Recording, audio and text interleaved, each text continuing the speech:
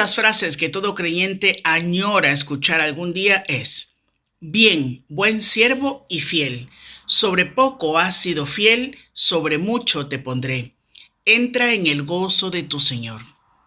La palabra de Dios nos dice de diferentes formas: haz tu parte, hazla bien y hazla para el Señor. Todos recibimos una tarea.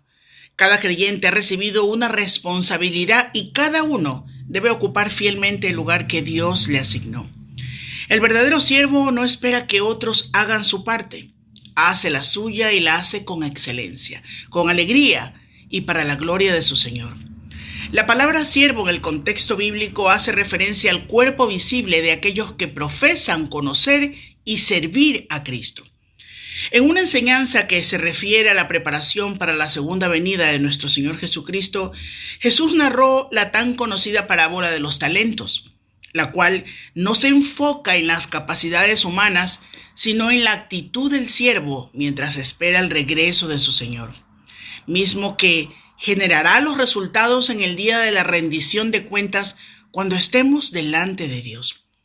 Jesús contó en esta parábola, que se encuentra en Mateo 25, la historia de un hombre que, antes de emprender un largo viaje, reunió a 3 de sus siervos y les confió parte de sus bienes. A uno le entregó 5 talentos, a otro 2 y a otro 1. Al regresar pidió cuentas. Los 2 primeros habían trabajado con lo recibido y lo habían multiplicado. El tercero, por miedo, lo había escondido bajo tierra. Entonces el Señor recompensó la fidelidad de quienes sirvieron y reprendió con dureza al tercer siervo, señalándolo como malo y negligente, por haber decidido no hacer nada con aquello que se le había confiado. Para luego el Señor terminar diciendo, leemos los últimos versículos 28 al 30, donde está lo que dice el Señor sobre el siervo negligente. Quitadle pues el talento y dadlo al que tiene 10 talentos, porque el que tiene le será dado y tendrá más, y el que no tiene, aún lo que tiene le será quitado. Y al siervo inútil, echadle en las tinieblas de fuera, allí será el lloro y el crujir de dientes. Como hemos dicho antes, las parábolas de los talentos no representa a paganos, incrédulos, inconversos, sino a quienes profesan pertenecer a Cristo. En este relato se describe a los creyentes auténticos y los falsos con sus respectivas consecuencias. Ahora bien, aquí observamos que lo primero que hace el Señor es entregar sus talentos a los siervos, es decir, lo mismo que hace Dios con nosotros. Nos dio la vida, recursos, capacidades, dones, ministerios, familias, oportunidades diferentes. Todo lo que poseemos fue confiado por Él. De aquí nace la pregunta responsable que deberíamos hacernos cada uno. ¿Qué espera Dios que haga con lo que me ha confiado? Porque no somos dueños de lo que poseemos, somos administradores. Y aquí viene una verdad que atraviesa toda la parábola, que esta historia está construida sobre decisiones.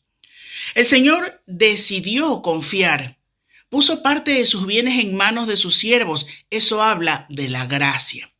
Luego, cada siervo decidió qué hacer con aquello que recibió. Aquí aparece nuestra libertad de decidir.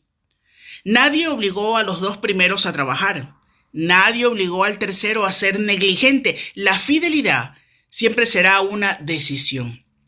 Al final, el Señor decidió volver y pedir cuentas. No volvió para recuperar sus bienes, volvió para evaluar a sus administradores. Y un día, Cristo hará exactamente eso con nosotros. Todos daremos cuenta personalmente. El Señor llamó a los siervos de la parábola y cada uno compareció personalmente, y así hará con cada uno de nosotros cuando estemos delante de Cristo. Cuando estemos con Él, no podremos decir, es que nadie me animó, había otros que tampoco servían, es que mi iglesia es culpable, fue por culpa de los ancianos, de los pastores, de los hermanos. No, cada uno responderá por aquello que recibió, porque la responsabilidad delante de Dios siempre es individual. ¿Sabe? El peor enemigo del servicio es la pasividad. El tercer siervo no desperdició el talento, ni lo robó ni lo perdió, simplemente no hizo nada. Y eso resulta estremecedor, porque Jesús enseña que también podemos fallarle a Dios por aquello que dejamos de hacer, por nuestra indiferencia. Hay en la actualidad ministerios, llamados, dones que permanecen enterrados por personas que decidieron no hacer nada, personas que pudieron haber sido alcanzadas, pero decidieron fabricar excusas para luego justificar su desobediencia. Hoy también escuchamos frases parecidas: no soy capaz, mejor que lo haga el pastor, que lo haga quien sabe más, o yo no tengo ese don. Al final de cuentas, la diferencia no trata de personas más capaces o menos capaces, sino de corazones disponibles o corazones indiferentes. Hoy en día, créame, en todas las congregaciones hay creyentes que han conservado su fe durante décadas, pero nunca la han compartido. Han conservado su conocimiento, pero nunca enseñaron a nadie. Han conservado sus recursos, pero nunca fueron generosos. Han conservado sus dones, pero nunca los pusieron al servicio de la iglesia. Han llegado al final con el talento intacto, pero con una vida que produjo muy poco para el reino de los cielos. La pregunta entonces no es solo si hemos cuidado lo que Dios nos dio. La verdadera pregunta es: ¿he dado fruto para la gloria de Dios con aquello que Él puso en mis manos? Porque el Señor no busca guardianes de talentos, busca siervos que los hagan fructificar para Él. A continuación, un importante estudio sobre esta parábola que siempre tiene algo para enseñarnos. Permanezca con nosotros y al final recuerde compartir este programa. He decidido seguir a Cristo. He decidido seguir a Cristo. He decidido seguir a Cristo. No vuelvo atrás, no vuelvo. Viviendo a la espera del regreso del Señor, ¿qué se espera de nosotros? La vida cristiana, en este periodo de espera, no es una vida de pasividad. Cuando el apóstol Pablo escribía a los tesalonicenses, en la perspectiva de estos últimos tiempos, tiene que hacer una advertencia. Y él dice en 2 de Tesalonicenses capítulo 3, versículos 10 y 11, que cuando estábamos con vosotros, también os advertíamos y os ordenábamos esto: si alguno no quiere trabajar, tampoco coma. Porque oímos de algunos entre vosotros que andan desordenadamente, no trabajando en nada, sino entremetiéndose en lo ajeno. Ante la realidad de que el Señor había de regresar, muchos cristianos dejaban sus ocupaciones y vivían en el día a día con sus murmuraciones, cotilleos, sin hacer nada. Sin embargo, esta no es la realidad de la vida cristiana en la espera del regreso del Señor. Esta conocida parábola de los talentos nos enfrenta con una realidad. La espera de la venida del Señor no es un acto contemplativo. Somos salvos no para quedarnos mirando al cielo, sino para vivir como siervos de Cristo en el presente. El apóstol Pablo escribió a los Romanos, capítulo 6, versículo 22, ahora que habéis sido libertados del pecado y hechos siervos de Dios, tenéis por vuestro fruto la santificación, un fruto que dar en el día de ahora, y como fin la vida eterna. Habéis sido hechos siervos de Dios para manifestar este fruto. Escribía el apóstol Pedro, 1 de Pedro, capítulo 2, versículos 15 y 16, esta es la voluntad de Dios, que haciendo bien hagáis callar la ignorancia de insensatos, como libres, pero no como los que tienen excusa para hacer lo malo, sino como siervos de Dios. Y el propio apóstol Pablo escribió a los Filipenses, capítulo 2, versículos 12 y 13, ocupaos en vuestra salvación, cuidad vuestra salvación con temor y temor, porque Dios es el que produce en vosotros el querer como el hacer. La vida cristiana es una vida de espera activa en servicio fiel a Dios. Somos confrontados para esta tarea, una tarea de estar velando, estar preparados, pero estar sirviendo no al ojo, sino viviendo para la gloria de Dios. Y era el apóstol Juan que, escribiendo ya como anciano la tercera de sus epístolas, tercera de Juan, versículos 4 y 5, dice: no tengo mayor gozo que esto, el oír que mis hijos andan en la verdad.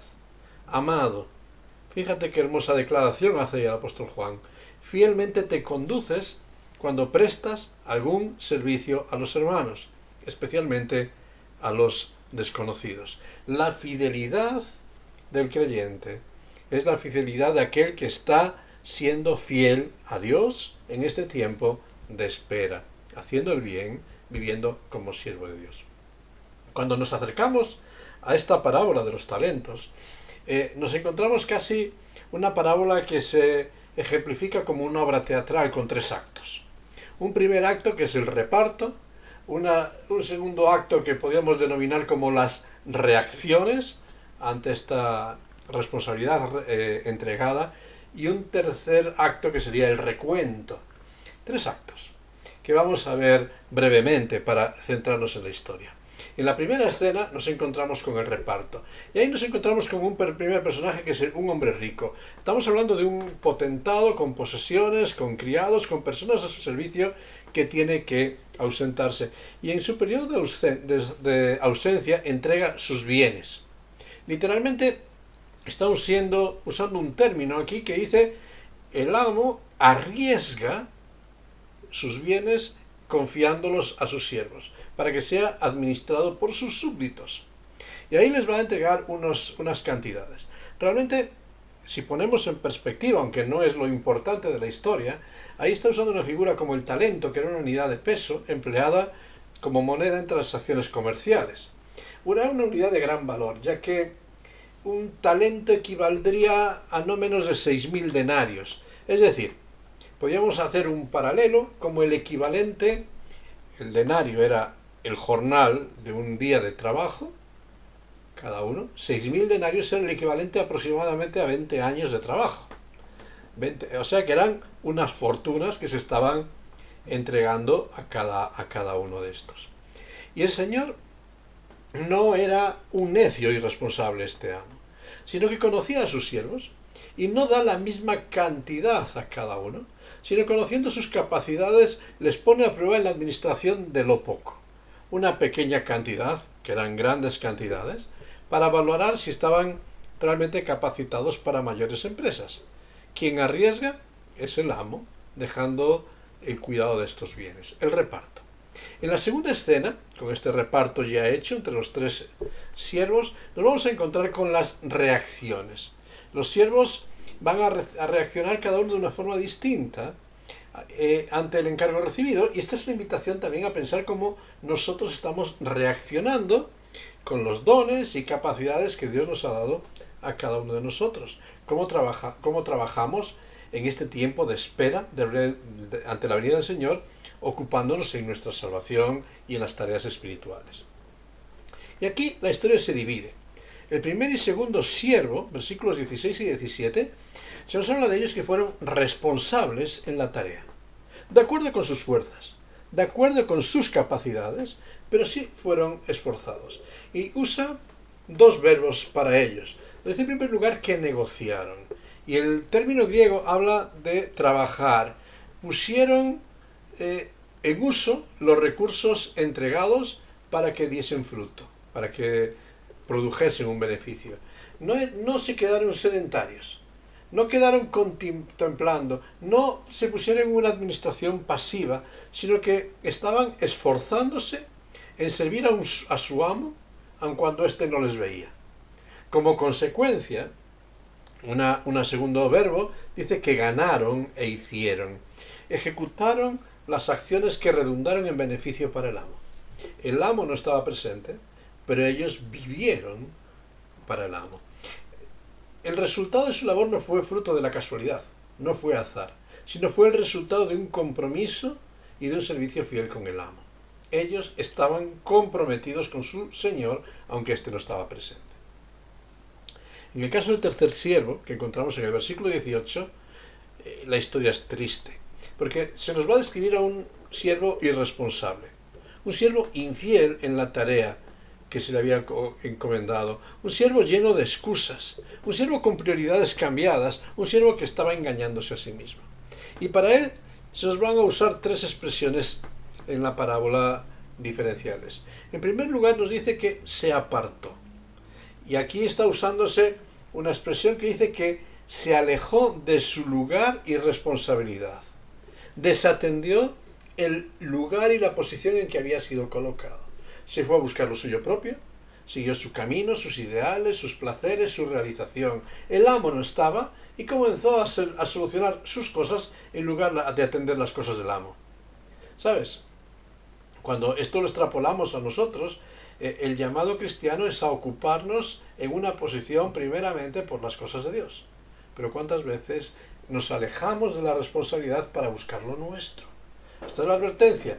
Se alejó de su responsabilidad. En segundo lugar nos dice que escondió su tarea y su responsabilidad. Ocultó, mantuvo en secreto, no quiso identificarse con su amo, sino que escondió la responsabilidad que se le entregó. Y ya cuando el amo regrese, tal vez, quizás, si lo hace, ya buscaré cómo justificarme. Pero de momento no quería ser relacionado con los negocios de su amo. Por tanto, la consecuencia final de haberse apartado de su tarea y responsabilidad, de avergonzarse de su tarea, fue que no produjo ningún fruto. Su vida estaba igual que cuando el amo se fue. Cuando regresó nada había cambiado, nada se había manifestado, lo mismo que había recibido, ahí lo tenía. Y por eso la parábola nos lleva a una tercera escena. El reparto, conforme a las capacidades de cada uno, el uso, dos responsables, uno infiel, y la tercera escena nos habla del regreso y el recuento. Y aquí es donde la parábola nos traslada a la realidad cuando Cristo regrese, también por su iglesia. El regreso del amo también confronta con la realidad de una llamada a juicio. Es tiempo de hacer recuento. Y aquí la escena también vuelve a separar. Después de mucho tiempo, un tiempo indefinido, llega el momento. Y los dos primeros dieron un paso al frente. Un paso al frente con sus resultados. Fueron con resultados buenos. Y escuchamos esta expresión del amo hacia sus siervos de forma similar, más allá del fruto presentado. Ven, buen siervo y fiel. Fíjate, son calificados los dos de forma igual. Buenos en su carácter y beneficiosos en sus efectos y en sus funciones. Fiel, digno de confianza. Sobre vosotros puedo depositar confianza. Son siervos que producen gozo al Señor y disfrutan del gozo de su Señor. No solo producen beneficios, sino que también se benefician de estos beneficios y de la aprobación del Señor. El siervo fiel, que va a ser una respuesta a la pregunta que se había formulado en el capítulo 24 de Mateo, versículo 45, haciendo ¿quién es el siervo fiel y prudente? Aquí vamos a encontrar una primera respuesta. El que recibe esta aprobación de siervo fiel es aquel que utiliza los recursos entregados por el amo para servirle, aunque éste no esté presente. No sirve al ojo, sirve a su convicción y a su compromiso con el amo. La fidelidad es ese servicio constante, leal, abnegado, aunque el amo no esté presente. Pero ¿qué pasó con el tercero? Pues el tercero empezó a excusarse. Ahora llegó el momento del juicio, ahora no tenía que presentar. Y empieza con sus excusas. Conozco. Bueno, de lo poco que puedo saber, conocía cosas del amo. Pero el término nos habla de una realidad. Conocía cosas del amo, pero no conocía a su amo. No estaba comprometido con él. Una persona que no estaba convencida de su relación con su amo. Una persona que no quería seguir a su amo. Una persona que no había puesto su mano en los negocios de su amo, en el arado, sino que estaba pendiente de sus ambiciones, de sus bendiciones, de sus privilegios, de sus derechos, de sus oportunidades, más que de la gloria del amo. ¿Sabes? Aquí hay una pequeña pincelada que quería dejar. La vida cristiana no tiene que ver con los cristianos. el centro de la vida cristiana no somos nosotros. En muchos momentos de la modernidad hemos confundido este término y vivimos la espiritualidad como una fuente de encontrar paz, consuelo, sosiego, bendiciones para nuestra vida presente. Pero este es el error en el que estamos cayendo. La vida cristiana se trata de Dios, se trata de la gloria de Dios. Y nosotros somos ovejas de su prado, de su rebaño, somos siervos de su casa, y lo importante es que toda la gloria sea para Dios. Y lo importante en la vida cristiana es que toda bendición sea para Dios. Sin embargo, nos pasamos la vida reclamando bendiciones para nosotros. Hemos cambiado el eje. Y a veces esto también se manifiesta en mucha de nuestra adoración y de nuestras alabanzas, que están centradas en nuestros sentimientos, en nuestras emociones, más en el carácter, la dignidad y la gloria de Dios. ¿Sabes? A veces conocemos cosas del amo, conocemos cosas de la palabra de Dios, pero no conocemos al Dios de la palabra. Y ahí es donde cambia la historia. Y este tercer criado fracasó en su compromiso, porque aunque conocía de su amo, no conocía a su amo. Y por tanto empezó a llenarse de mentiras sobre su amo. Miente porque empieza a decir, es que eres agresivo, demandas lo que no podemos cumplir, demandas imposibles de nosotros, y se había olvidado de que el amo conocía de las capacidades de cada uno y trató a cada uno conforme a sus fuerzas, posibilidades. Dios no demanda imposibles. Dios del mismo modo a cada uno de nosotros nos capacita. Y cada vez que nos escondemos tras nuestros complejos, nuestros miedos, nuestras dudas, le estamos haciendo a Él mentiroso. Porque Él dice en su palabra que nos ha dado espíritu de poder para enfrentar la tarea. Segunda de Timoteo capítulo 1, versículo 7. Y una tercera excusa. Tuve miedo. Tuve miedo del juicio, tuve miedo del castigo. ¿Qué excusa no tenía? Si tuviese miedo, si tuviese temor del amo, hubiese comprometido con el servicio. Y realmente esta excusa me llevaba a los tiempos de Jonás. Aquel hombre que quiso huir del llamado de Dios. Quiso huir de su compromiso y tuvo que enfrentarse con el juicio de Dios. El juicio del Señor sobre este siervo infiel es aleccionador. Porque la respuesta de Dios es tremenda. La respuesta del amo es tremenda. Sabías. Y aquí el texto cambia en el original. El siervo había dicho conocía. Sí, tenía un conocimiento y usa una palabra griega y aquí usa otra diferente. La que usó en el versículo anterior, el siervo, nos habla de un conocimiento incipiente, lleno de lagunas, de dudas. No lo sé todo. Sin embargo, aquí el Señor dice, sabías todo lo necesario. Tienes un conocimiento completo y absoluto. Las demandas que te han dejado son claras. El siervo no tenía excusa de ignorancia, sino de dejadez y apatía. Cada vez que decimos no sé, estamos negando una realidad. Dios nos ha dejado todo lo que necesitamos saber por medio de su escritura. Y si decimos que no sé, estamos declarando que estamos siendo necios y negligentes para estudiarla. Y Dios, el amo, le está diciendo a este siervo, fuiste negligente, porque debías haber puesto las manos en el arado que preparé para ti, y sin embargo lo desatendiste. Incluso le da una opción fácil. Podías haber ido a los banqueros. Era el recurso fácil. Ponte al servicio de otros, que otros tomen la iniciativa, que otros negocien por ti y traigan un beneficio. En la época los banqueros o prestamistas hacían una doble función. Por un lado prestaban dinero con intereses abusivos, pero también recibían un dinero por el cual ofrecían un interés bajo, que les daba cierta libertad financiera para usarlo en sus negocios y usuras. Bueno, esto no es muy distinto del sistema bancario actual, pero era un sistema que ya funcionaba en aquel tiempo. Con un simple ejercicio de poner este capital en manos de un banquero, ya hubiese generado un beneficio muy pequeño para cuando el amo regresase. No haría más esfuerzo que este. Fíjate lo poco que el Señor pedía. Está comprometido. Sin embargo, no quiso atenderlo. Y entonces se les va a definir a este siervo como malo.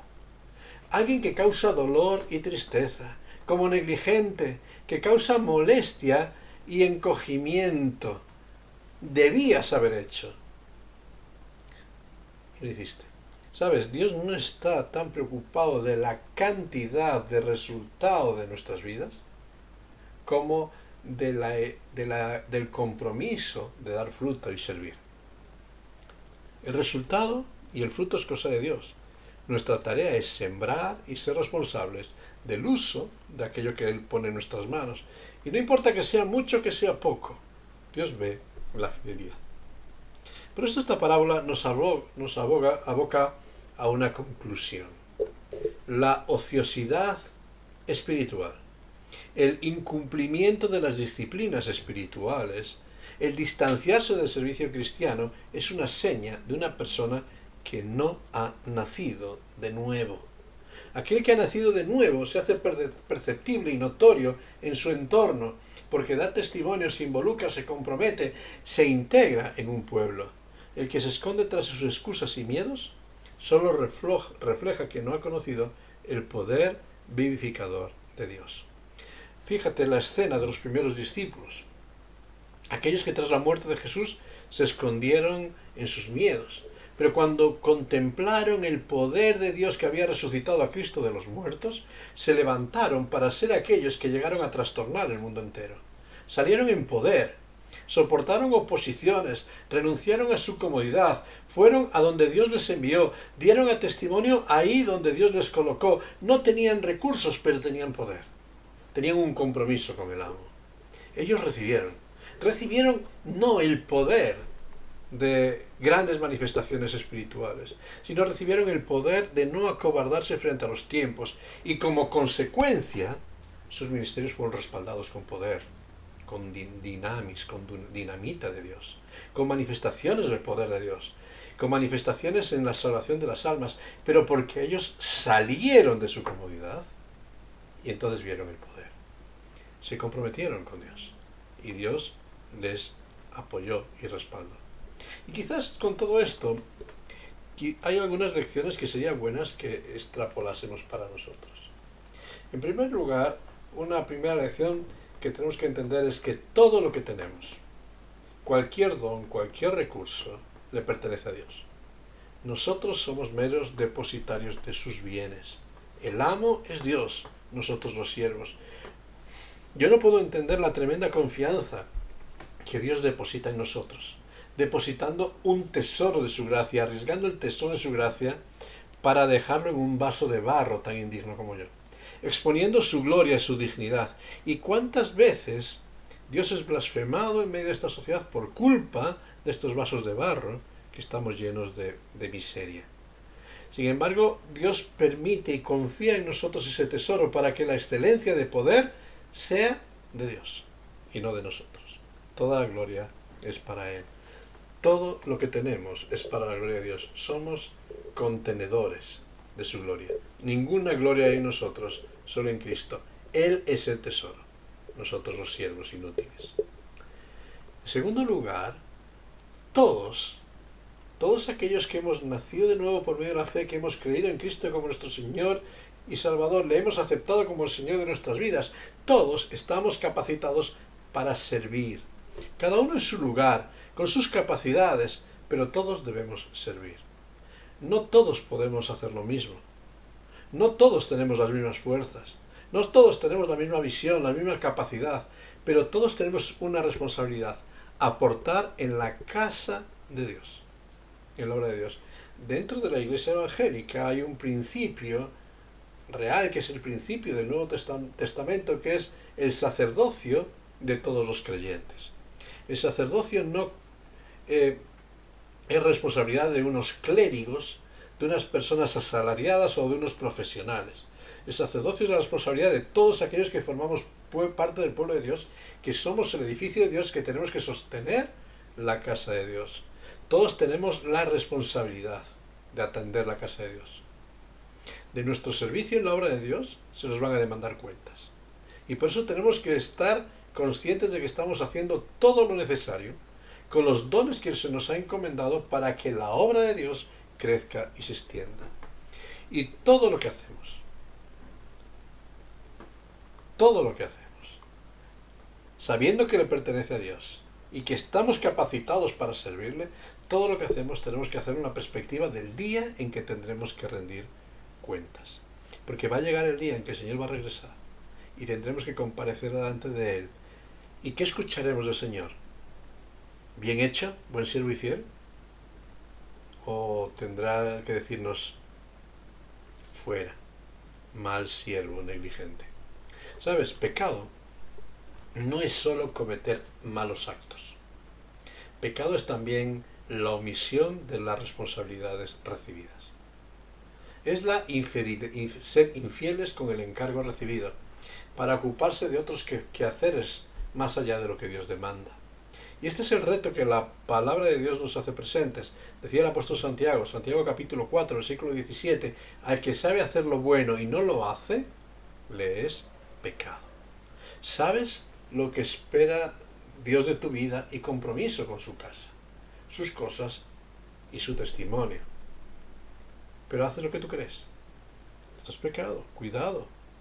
Tienes miedo de defraudar a los hombres, te escondes detrás de tus excusas, pero no temes a Dios. E incluso cuando otros salen adelante con sus torpezas, te sientes como espectador con derecho de quejarte, de murmurar, de pisotear el esfuerzo de aquellos que quieren servir. Cuidado, el pecado acecha al que no pone su mano en el arado del compromiso. Y el pecado acecha en forma de murmuración. El pecado acecha en forma de ociosidad. Cuidado. Cuando alguien está sirviendo en la casa de Dios, va a cometer errores, va a hacerlo imperfecto. Seguro. Apóyale. Apóyale, respáldale, anímale, estimúlale, fomenta que siga creciendo, que mejore, que se capacite, ayúdale, estimúlale, pero no pongas piedras en su caminar. No seamos estorbo. Y si no entiendes el llamado de lo que tienes que hacer y estás en tu ociosidad, en muchas ocasiones mejor calla. Pero eres llamado a servir. Y a lo mejor un buen servicio es capacitar y estimular a otros. Deja tus recursos en los banqueros y algo de rédito darán. Pero sé instrumento de apoyo en la obra, no entorpezcas. Sabes que tienes que conocer la verdad para no ser engañado. Que tienes que conocer la verdad para entender todo de lo que el Señor demanda de ti y espera de ti. Pero tienes pereza por estudiar la palabra de Dios. Y crees que lo sabes todo, o creo que lo sé todo. Cuidado. No caigamos en esa ociosidad. Busquemos de la intimidad con el Señor de la casa. Busquemos conocer al Señor de los dones, porque Él es el que nos impulsa. Sabes que tienes que velar en oración para no ser tentado y no ser estorbo, pero no tienes tiempo, hay otros compromisos que atender.